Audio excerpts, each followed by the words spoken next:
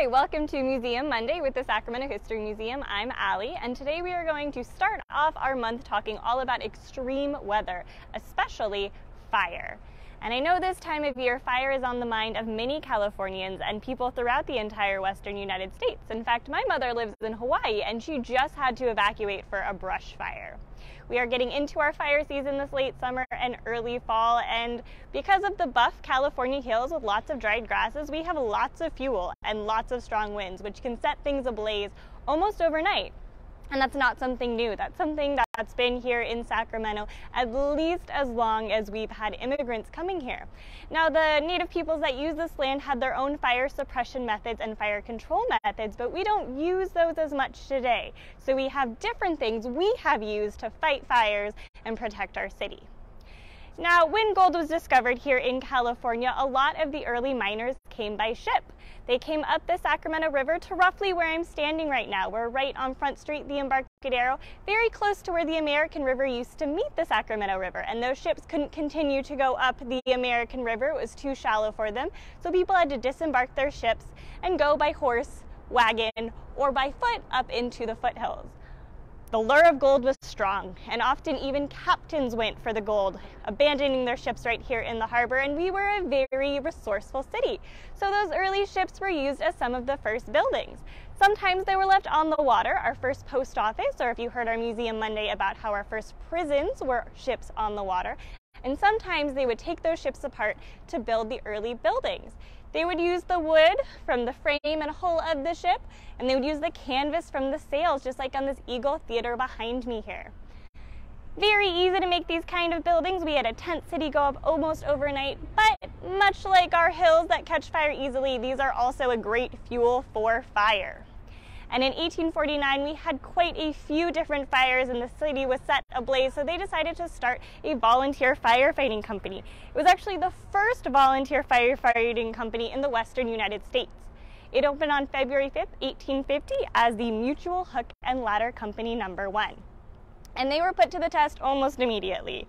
On April 4th, 1850, we had a major fire right here on Front Street between J and K Street, so about a block away from where I'm standing right now.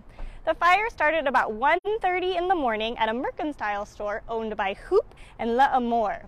The fire lasted for roughly 30 minutes, and these new volunteer firefighters were able to contain it pretty quickly, but it still burned down 8 structures.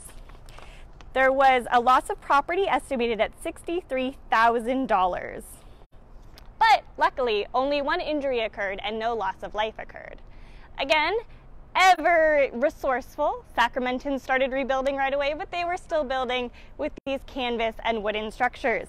In fact, I think this story is particularly cool. Before the ashes were even cooled down, Frank Green, the proprietor of the General Jackson House, which is one that burned down completely in that fire, erected a 22 by 23 foot canvas structure, much like our Eagle Theater, and by the end of that day, his saloon was already fully stocked and selling drinks again for 50 cents each.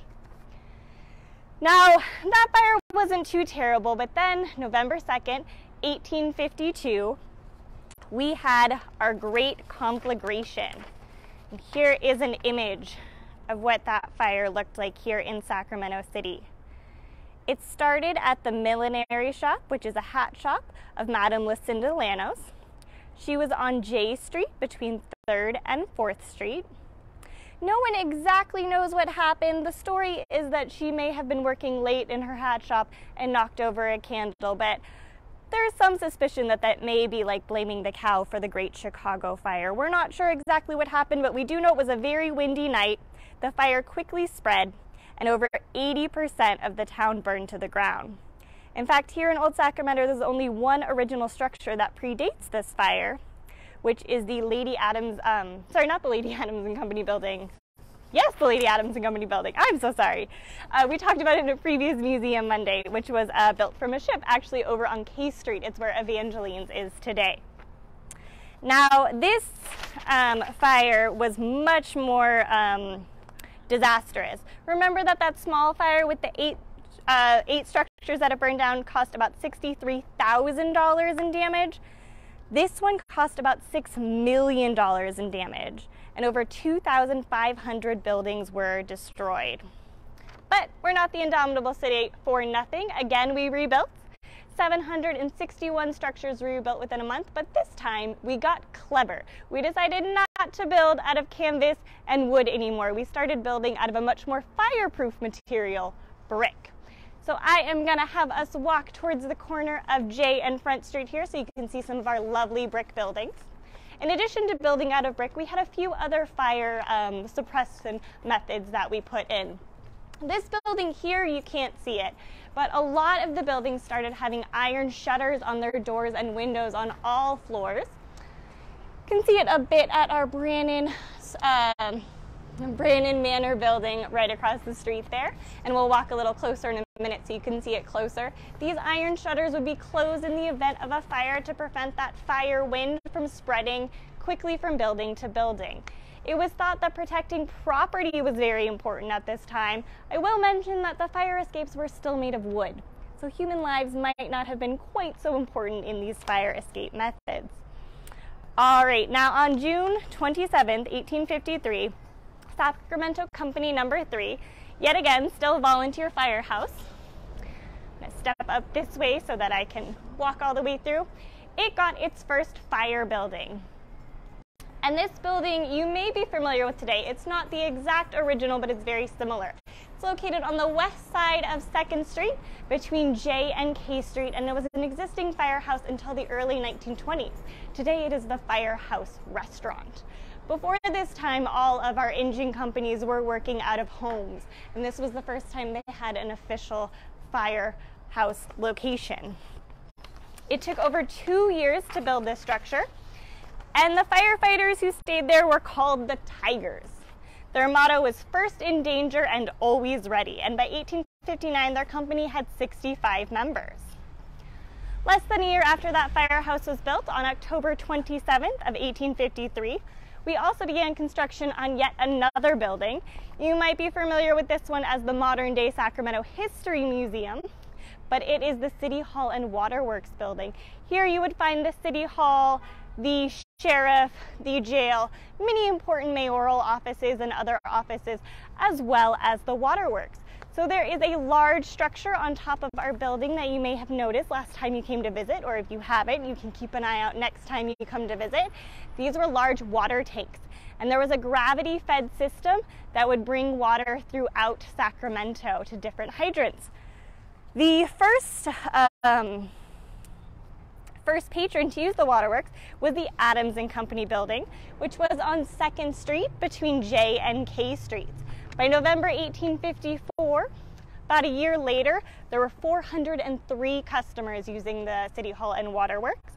It cost about $23,600 to lay 2 miles of water pipe stretching outward from the City Hall and Waterworks building, and there were 50 hydrants along that way. Now, because it was a gravity-fed system, it was unfortunately unable to get too much further than those 2 miles. There just wasn't enough power to get the water to go that far. And after a while, the building became structurally unsound because of the weight of those large water tanks on top. Before 1880, it was decommissioned as a as a waterworks building. It became just the City Hall and jail. Later on, more offices moved out, and eventually the building was condemned before it was rebuilt today to the beautiful building we have, of course. Now, another interesting fire to mention is the January 9th, 1875 fire that was at the Western Hotel. But before I mention that fire, something to note is we had a big change in 1872. On March 30th, we finally had the first paid fire department west of the Mississippi River, actually, here in Sacramento. Engine Company Number 1 and 2 were combined to be our first paid firefighters, and this superseded the volunteer firefighters who continued to be around some but didn't have nearly the same level of responsibility now that we had paid firefighters here in town.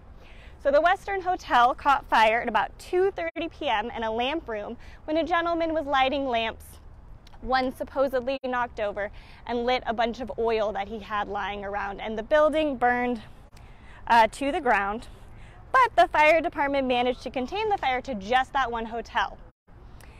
And no other buildings were damaged this time. There were unfortunately 3 lives lost and about $90,000 in damages this time. But William Land, you may know from William Land Park, had purchased this building the year prior in 1871, and he went to set rebuilding right away. He spent $200,000 to rebuild a very ornate and prestigious hotel, which had 350 furnished rooms and could accommodate 500 guests. During the late 1800s and early 1900s, our fire systems continued to evolve. Technology was the biggest improver this time. So copper riveted leather hose was replaced with rubber hose. And longer extension ladders were made. Horse-drawn carriages were the way of the past, and we had automobile engines come into existence. Sacramento's fire department actually first used motorized vehicles in 1912. In the 1940s, they made another big improvement. They started dedicating personnel specifically to fire prevention and education. So we had new building and safety codes come in with the fire marshal. We had public education and fire safety and abatement regulations. Hopefully, these firefighters will continue to protect our city the dedicated way they have been for years, and our conscientious citizens will prevent city fires from happening in the magnitude they have of the past. But even today, with growing concerns over climate change, those wildfires are getting closer and closer to our city. Thank you so much for joining me for Museum Monday. I hope you enjoyed learning about fire as much as I enjoyed researching it. Next week, we are going to talk about something pretty closely related to fire that I'm feeling today, heat waves. We'll see you then.